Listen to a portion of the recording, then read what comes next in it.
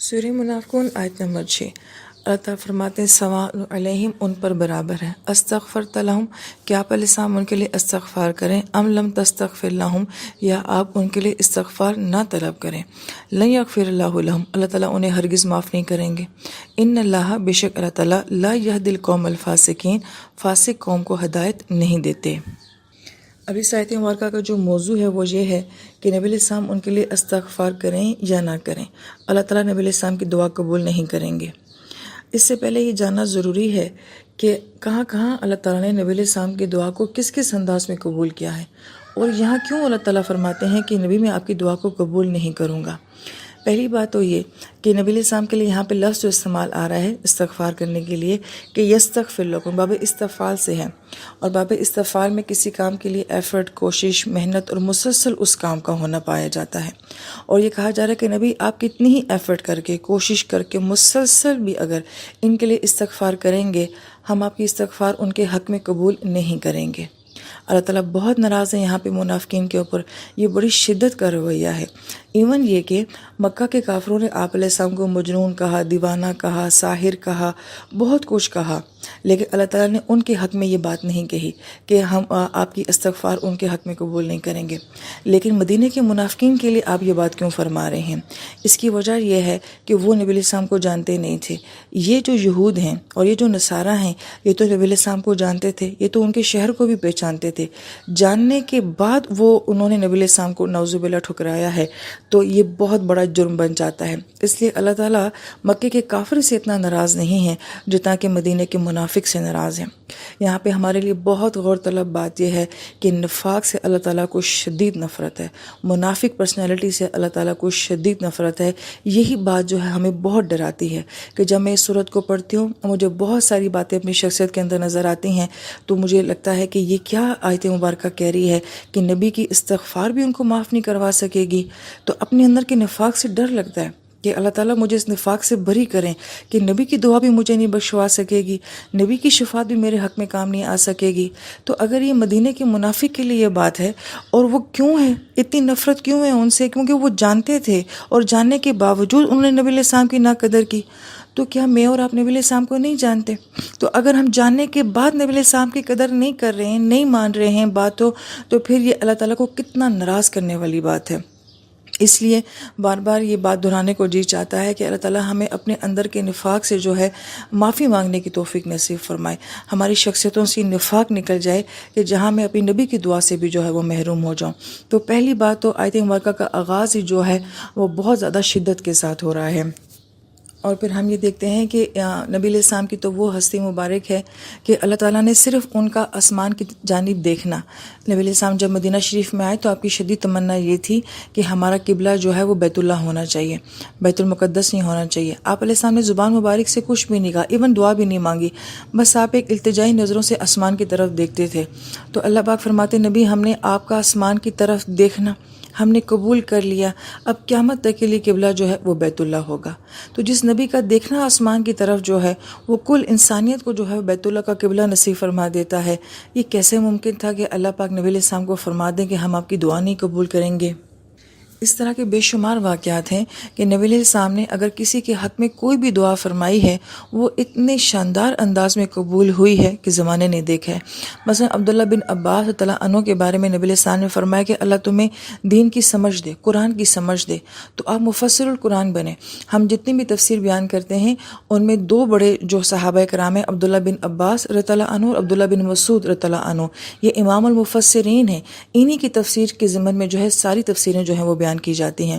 آپ نے حضرت انس رضی اللہ عنہ کو دعا دے دی کہ اللہ تمہاری اولاد میں برکت دے، تو ان کے 100 سے زائد جو ہیں وہ بچے تھے، اور اس سے بھی پلس ان کے آگے بچوں کے بچے ان کی نسلیں تھیں۔ اور پھر نبی علیہ السلام کا جو ہے وہ حشر کے میدان میں اپنی امت کی شفاعت کرنا، کتنے ایسے ہوں گے جو اپنے عملوں کی وجہ سے جائیں گے، اور کتنے ایسے ہوں گے جو کہ کوشش کر رہے ہوں گے عملوں کی، مگر عمل کمزور پڑ جائیں گے تو نبی علیہ السلام کی شفاعت آ جائے گی۔ تو جب ہم یہ سارا منظر دیکھتے ہیں، لیکن اس کے باوجود جو ہے یہاں پہ اتنی شدت جو آ رہی ہے کہ ہم منافقین کے حق میں آپ کی استغفار قبول نہیں کریں گے کیونکہ انہوں نے بہت بڑی ناقدری کی ہے۔ پھر آیت مبارکہ کے آخر میں اللہ تعالیٰ فرماتے ہیں کہ ان اللہ لا یہدی القوم الفاسقین، کہ اللہ تعالیٰ ہدایت نہیں دیتے فاسق کی قوم کو۔ اب دیکھیں یہ جو ہم کہتے ہیں نا کہ اللہ تعالیٰ ہدایت نہیں دیتے، تو اللہ تعالیٰ تو ہیں ہی ہدایت دینے والی ذات۔ یہ ایک گرامر کے لحاظ سے بہت خوبصورت نکتہ ہے کہ ہم قرآن پاک میں دیکھتے ہیں کہ ہمیشہ اللہ تعالیٰ کا ہدایت دینا یہ اسم کے ساتھ بیان ہوتا ہے۔ بہت کم جگہیں ایسی آتی ہیں جہاں یہ مضمون آتا ہے کہ اللہ تعالیٰ ہدایت نہیں دیتے ہیں، بہت کم جگہوں پہ آتا ہے، مگر جہاں بھی آئے گا وہاں فعل کے ساتھ آئے گا، اور فعل جو ہوتا ہے وہ وقتی ہوتا ہے، ٹیمپریری ہوتا ہے۔ تو اس کا مطلب ہے کہ اللہ تعالیٰ ہمیشہ ہدایت دینے والے ہیں، وہ اسم کے ساتھ بیان ہوتا ہے۔ اور کچھ لوگوں کے، کچھ بد نصیبوں کے حق میں جب ہدایت نہیں ہوتی ہے اس کو فعل کے ساتھ بیان کیا جاتا ہے، یعنی کہ اللہ تعالیٰ ہمیشہ ایسا نہیں کرتے کہ بندے کو ہدایت نہ دیں۔ کوئی بہت آگے حد سے گزر جاتا ہے تو پھر اس کے لیے یہ حکم آتا ہے کہ ہم ہدایت نہیں دیتے۔ یہاں پہ کن کے حق میں حکم آیا؟ الفاسقین۔ اب فاسقین جو ہے یہ اسم ہے کہ ایک مرتبہ کا کوئی گناہ جو ہوتا ہے اس پہ اللہ تعالیٰ کا اتنا زبردست قسم کا ریئیکشن نہیں آتا ہے۔ یہ اسم پہ بات ہو رہی کہ مسلسل جو ہیں یہ فسق کرنے والے تھے، پھر اس کے شروع میں مزید الف لام آ گیا، یعنی کہ اسپیشل قسم کے فاسقین۔ اور فسق جو ہے وہ عربی زبان میں کہا جاتا ہے کہ جب کھجور جو ہوتی ہے وہ اندر سے نرم ہونی شروع ہو جاتی ہے اور پھر اس کی نرمی جو ہے وہ سامنے ظاہر ہونی شروع ہو جاتی ہے، یعنی کہ جب کوئی پھل جو ہے وہ اندر سے گلنے سڑنے شروع ہو جاتا ہے تو ہم یہ کہتے ہیں کہ وہ فاسد ہو گیا ہے۔ لیکن جب وہ اتنا گل سڑ جاتا ہے کہ اس کا فساد جو ہے وہ باہر نظر آتا ہے کالے دھبوں کی صورت میں، تو وہ فاسق ہو جاتا ہے۔ فاسد سے بھی اوپر کی ٹرم جو ہے وہ فاسق کے لیے استعمال ہوتی ہے۔ اب یہ لوگ جو تھے یہ محض فساد کرنے والے نہیں تھے، ان کا فساد اس حد تک آگے بڑھ گیا تھا کہ یہ فاسق کے لیول تک پہنچ چکے تھے۔ اب ہمیں جب یہ لفظ سمجھ آ جاتا ہے کہ اتنا شدید ان کا رویہ، اتنی نفرت ان کی، اتنی منافقت ان کی نبی علیہ السلام کے ساتھ، اس کو اسم کے ساتھ الف لام کے ساتھ بیان کیا ہے، تو پھر اللہ تعالیٰ نے جو فرمایا ہے کہ لا یہدی، پھر میں بھی ایسے لوگوں کو ہدایت نہیں دیتا۔ محض اسم اور فعل کے فرق سے جو ہے ہم اس آیت مبارکہ کی خوبصورتی کو سمجھ سکتے ہیں۔ پھر آیت نمبر 7 میں تعالیٰ فرماتے ہیں ہم الذین، وہی لوگ ہیں، یقولون جو کہتے ہیں لا تنفقوا علی من عند رسول اللہ صلی اللہ علیہ وآلہ وسلم، کہ نبی علیہ السلام کے آس پاس جو لوگ ہیں ان کے اوپر خرچ کرنا بند کر دو، حتیٰ یہاں تک ینفضوا، وہ ان کے آس پاس سے بکھر جائیں۔ وَلِلَّهِ خَزَائِنُ السَّمَاوَاتِ وَالْأَرْضِ، جبکہ آسمانوں اور زمینوں کے تمام خزانے تو اللہ تعالیٰ کے لیے ہیں۔ وَلَكِنَّ الْمُنَافِقِينَ لَا يَفْقَهُونَ، لیکن منافقین اس بات کو نہیں سمجھتے۔ اس آیت مبارکہ میں نفاق کا ایک اور رویہ بیان کیا جا رہا ہے۔ پہلے ہمیں یہ بات سمجھنی ہے کہ اس کا پس منظر کچھ اس طریقے سے ہے کہ جو صحابہ کرام مکہ شریف سے آئے تھے، اب وہ وہاں پہ چاہے جتنے مرضی امیر تھے، کاروباری تھے، لیکن وہاں سے وہ صرف ایک لباس میں جو ہے وہ مدینہ شریف آئے تھے۔ کوئی ذریعہ، کوئی وسائل، کوئی مال ان کے پاس نہیں تھا۔ مدینہ کے صحابہ کرام جو ہیں وہ ان کو سپورٹ کیا کرتے تھے۔ تو یہ جو مدینہ شریف کے منافقین تھے یہ ایسی باتیں کیا کرتے تھے کہ یہ لوگ تو نعوذ باللہ ہمارے ٹکڑوں پہ پلتے ہیں، اور یہ تو بھوکے ننگے صحابہ ہیں، انہوں نے آگے الٹا ہماری زندگی بھی جو ہے وہ مشکل کر دی ہے، ہم ان کا بوجھ بھی اٹھاتے ہیں۔ تو وہ اس طرح کی باتیں جو ہیں وہ ان صحابہ کرام کے بارے میں کرتے تھے، اور ان کا یہ خیال تھا، وہ عام لوگوں میں یہ تاثر دیتے تھے کہ اس سے پہلے کہ یہ سٹرونگ ہو جائیں اور ہم پہ حاوی ہو جائیں، اگر ہم ان کو سپورٹ کرنا چھوڑ دیں، اپنے مال ان کے اوپر خرچ نہ کیا کریں، تو یہ سارا مقصد بھول جائیں گے، ساری تحریک بھول جائیں گے، انہیں نبی علیہ السلام کی محبت بھی جو ہے وہ بھول جائے گی۔ اب یہ رویہ پہلے بھی تھا اور یہ رویہ آج بھی ہے۔ آج بھی ایک طبقہ ایسا ہے جو دین اور مذہب کو محض جو ہے وہ ڈونیشن سمجھتا ہے۔ ان کے نزدیک مذہب نام ہی اس بات کا ہے کہ یہ صرف چندے پہ چلنے والے لوگ ہیں، یا ہمارے صدقات و ہماری زکوٰۃ پہ پلنے والے لوگ ہیں۔ اگرچہ اس میں اس طرح سے بھی کچھ رویے ٹھیک نہیں ہیں کہ یہ لوگوں کے سامنے ہاتھ پھیلاتے ہی کیوں ہیں اور اس طرح سے بات کرتے ہی کیوں ہیں کہ یہ لوگ ان کو تانے دیتے ہیں، مگر باقاعدہ طور پہ یہ ایک منافقانہ سوچ ہے کہ جو مسجد کے امام صاحب ہوں گے، جو مؤذن ہوں گے، ان کے گھر میں تو لوگوں کا بچا ہوا کھانا ہی جائے گا۔ ان لوگوں کا جو گزر بسر ہے وہ کس سے ہوتا ہے؟ کسی کا نکاح پڑھا دیں گے، کسی کا جنازہ پڑھا دیں گے، یا جو ختموں کا ہمارے معاشرے میں نظام میں ختم پڑھ کے آ جائیں گے، وہاں سے کھانا کھا لیں گے۔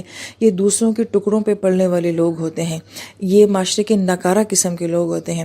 اگر آپ لوگ یہ باہر کی دنیا کی سپیچز سنتے ہیں تو آپ نے وہاں پہ اس طرح کی بڑی باتیں سنی ہوں گی کہ دیندار طبقے کو جو ہے وہ یوں ذلیل کیا جاتا ہے۔ لہذا سوچنا چاہیے کہ جن کو ذلیل کیا جا رہا ہے ان کی مناسبت کن لوگوں کے ساتھ ہوتی ہے۔ یہی جملے صحابہ کرام نے بھی سنے تھے، اور کہنے والے کون تھے؟ تو پھر کہنے والے دیکھ لیں گے ان کی مماثلت جو ہے وہ کن کے ساتھ ہو جاتی ہے۔ اور بھی کہا گیا کہ ینفضوا، کہ یہ بکھر جائیں گے۔ یہ ینفضوا کا لفظ جو ہے یہ فض سے ہے، اور فض کا مطلب ہوتا ہے کسی چیز کا ٹوٹ جانا، جیسے فرنیچر کی لکڑی جو ہے وہ بریک ہو جاتی ہے تو اس کو فض کہا جاتا ہے۔ فضز الماء عربی زبان میں کہا جاتا ہے کہ وضو کرتے وقت جو چھینٹے پانی کی بکھر جاتی ہیں تو اس کو فضز الماء کہا جاتا ہے۔ اسی سے انفزاز کا لفظ ہے، شیشے کا ٹوٹ جانا اور کرچی کرچی ہو جانا، اس کو بھی انفزاز کہا جاتا ہے۔ لہٰذا جیسے شیشے کے ان کرچیوں کو اکٹھا کرنا ممکن نہیں ہے، پانی کی چھینٹوں کو اکٹھا کرنا ممکن نہیں ہے، اسی طریقے سے اگر ان لوگوں پہ خرچ کرنا چھوڑ دیا جائے تو یہ تحریکیں، یہ مدارس اور یہ مقاصد جو ہیں یہ سب کا سب خود بخود ختم ہو جائیں گے۔ یہ صحابہ کرام کے لیے بھی تھا اور آج کے دور کے دین والوں طبقوں کے لیے بھی یہی بات کہی جاتی ہے۔ یہی وجہ ہے کہ مدارس ہوں یا کوئی بھی تحریک ہو تو سب سے پہلے بین کیا جاتا ہے، ان کی فنڈنگ جو ہے وہ بند کی جاتی ہے، ان کے ذرائع پوچھے جاتے ہیں، اسباب پوچھے جاتے ہیں، اسی سوچ کی وجہ سے کہ ان اداروں کو اسی طریقے سے جو ہے وہ ختم کیا جا سکتا ہے۔ بہرحال اللہ پاک یہ فرماتے ہیں کہ زمین اور آسمان کے خزانے جو ہیں وہ تو اللہ تعالیٰ کے لیے ہیں۔ یہاں پہ آسمان کا پہلے ذکر آیا ہے اور زمین کا بعد میں ذکر آیا ہے۔ تو اہل علم یہ فرماتے ہیں کہ یہ تو وہ ہستیاں ہیں جن کے لیے آسمان کے خزانے چاہتے ہیں کہ ہم ان کے اوپر لٹیں اور ہم ان کے اوپر نچھاور ہوں، تو یہ دنیا کے پیسوں کے محتاج ہوں گے اور ان کی ڈونیشن کے محتاج ہوں گے۔